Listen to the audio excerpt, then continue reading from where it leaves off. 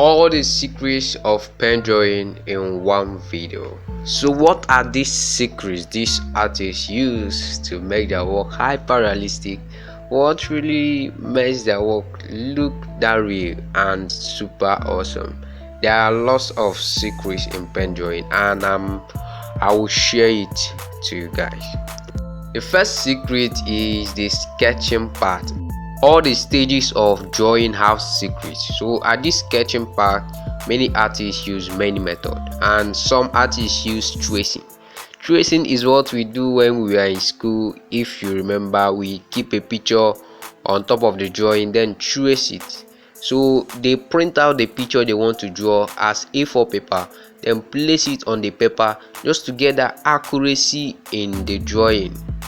Is really not what you expect, right? But many artists are doing this because sketching is one of the important places, one of the important stages in drawing. If that sketching is not accurate, what you are shading, all the thing you are drawing will be nonsense.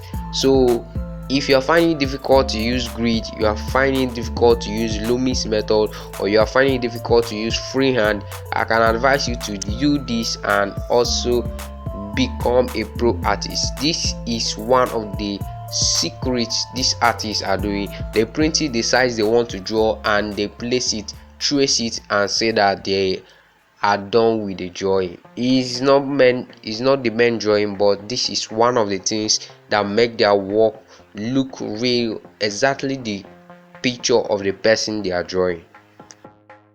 So when they finish the tracing, they will now get the mark of the picture on the white paper they are drawing, on the blank paper. So they use your pencil or pen, but I advise you use pencil.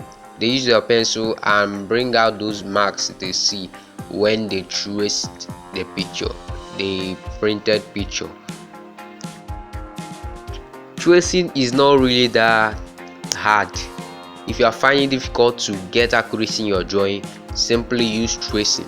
But someone like me, I find it difficult to use tracing. I use freehand a lot, and it has already mastered me, and I love it that way. So find this method. If it's good for you, then you proceed. This is one of the secrets that artists are using.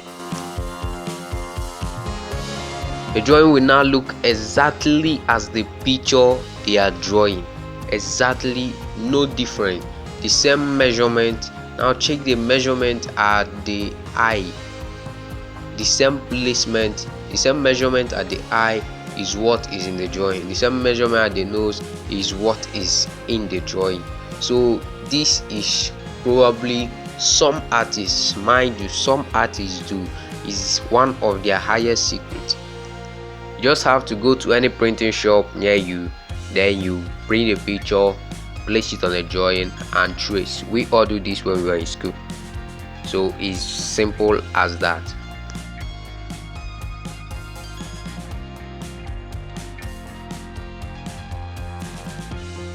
Someone like me, I love freehand. I do freehand almost all my drawings. I stopped grid long time ago, and now watch how I do my freehand.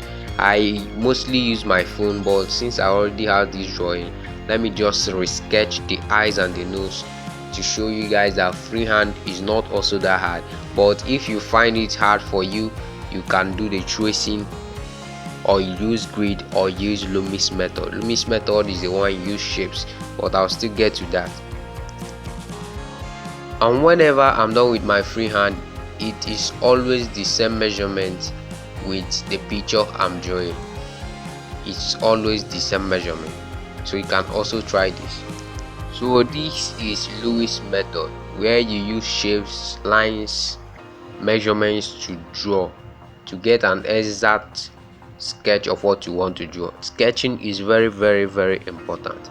In a drawing, make sure you are accurate in your sketching. Most artists use a day, spend hours in getting the right sketching first before they proceed to that drawing. It is not foolishness, it's just trying to get accuracy in your drawing first before you proceed to the main drawing itself. So if you find grid hard for you, if you find that tracing hard for you, which I doubt will be hard for you, then you know you have to proceed to this Lewis method, it's also easy to use. Another secret you need to look into is the tools we use. We pen artists, there are tools we use and there are some we don't use. So have you heard of highlight pen?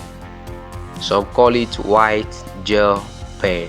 It is a white pen. It is used for highlighting things in the drawing. The same way graphite artists, pencil artists and charcoal artists uses monozero eraser to highlight. That's the same way pen artist needs highlight pen. So get yourself one if you don't have, and get marvelous artworks in your drawing. The next tools you need to look into is the pen you use for drawing. I use many pens. Will I say all the pens are good? I've used all of these pens to draw and they are pretty amazing. Let me show you test of how their ink color looks. This is Warrior pen. It's also blue, and this is Big pen. And the 4 pen I use, I prefer this Big pen. I love the color. You can use any other pen, don't get me wrong, but if it is the pen I personally use for drawing, it is Big pen. Most of my drawings are with this pen. I've used other pens, I've tasted other pens, I've used many other pens, and I love using this one. Other pens are good, but for me this is pretty nice. Big pen. I love the color, the outcome of my drawings after I use the pen to shade. Next is the paper they use for drawing.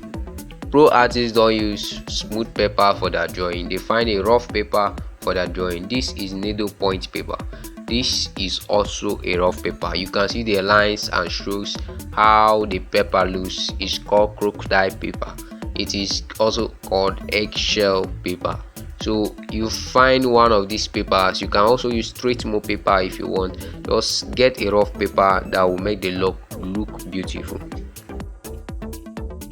When it comes to drawing, you need something called a very clear and sharp picture. Even if you are given a blur picture to draw, or you find a blur picture to draw, try to edit it using InShot, Photoshop or Photo Express, Adobe Lightroom, any of them. Then you edit it. Make sure you make that picture black and white so that it will look amazing. Getting pictures black and white will help you to understand clearly how everything is blended, how the dark part is being blended to the light, and the places that is too dark and a place that is too light. For this drawing, this is the picture I use. You can see how everything looks.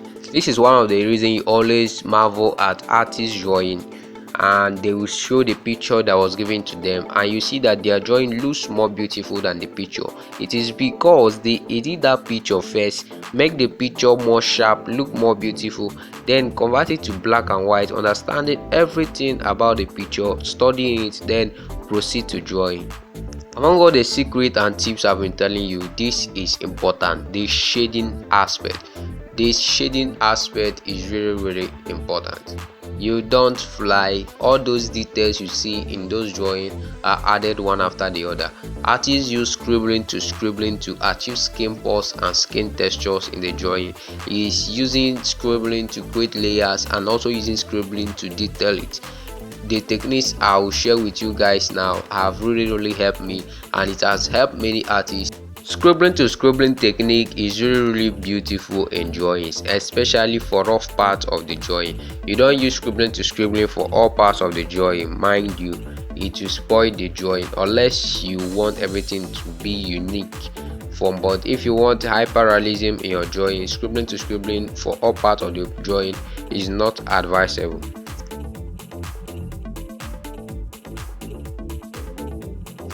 I mostly use scribbling to scribbling technique, that's using scribbling to do your layering and also using scribbling to do the shading for all parts of the drawing. I use it for all parts that you are shading. I use it for rough drawings, especially a part of the drawing that I know that is very rough, that is super rough, and to get that hyperrealism I need those rough look, and that's where I use scribbling to scribbling. for my drawings. Like the place I'm drawing on bed, I can't use scribbling to scribbling to do it. It will ruin the drawing. The belt the lady is wearing, the place I'm shading now, it is never scribbling to scribbling. This is hatching and cross hatching, then I detail it one after the other. All these things are easy and simple. The only thing I can tell you is that it takes some of your time to get these details in this drawing. It took me about 4 days to achieve it. Okay, let's proceed to other secret techniques. The next one is the one I call hatching, cross hatching plus scribbling. This is a place I use to get realism. A normal skin, a smooth skin, a place that is not that too rough. So I do my hatching, then you cross hatch it with underline, then do scribbling on top of the ones you created. In a drawing, you make this thing smaller and making it bigger so that you will see how it is really done. This is one of the secrets pro artists do. One of the tips, one of the techniques these guys do that makes their work look hyper realistic. If you prefer to use scribbling to scribbling, is also fine, but make sure you use it for a rough face or a rough surface so that you will not make mistake, especially for beginners. I made this mistake when I was starting. So the next technique is the dot drawing. It's a place you create dots, then you use your scribbling and add on it. It also gives you hyper realism. It also gives you that skin look and skin pose that you need. For this dot drawing, I have a video that explains it very well. The link is in the description. Okay, let's talk about this online artist drawing. Most of them are real art and most of them are not real.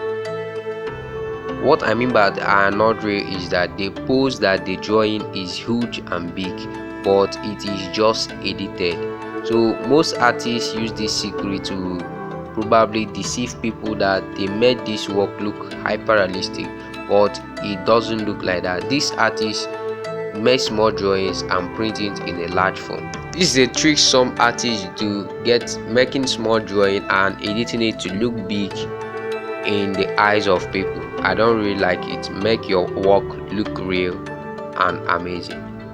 So let's talk about this secret. You observe how blurred the background is in this drawing. I made the drawing look photorealistic. The way it is in the picture, that's how it looks in the drawing. There is a trick that we use. It is blurring the background, fading the edges of the background, fading the edges of the parts that looks blur in the picture, and making it look photorealistic in the drawing. So how is this done? This is very simple. You create the normal line in the picture, then around the line that you created, you fadily blend it out to the white paper you are drawing. It is a trick I learned it from someone, and I have no idea that this works like this. People can start marveling at your artworks. This looks amazing. Just get that fading around the drawing that you already created, making it look blur, making it look photorealistic, like it is a real photo that is actually in a paper. So this trick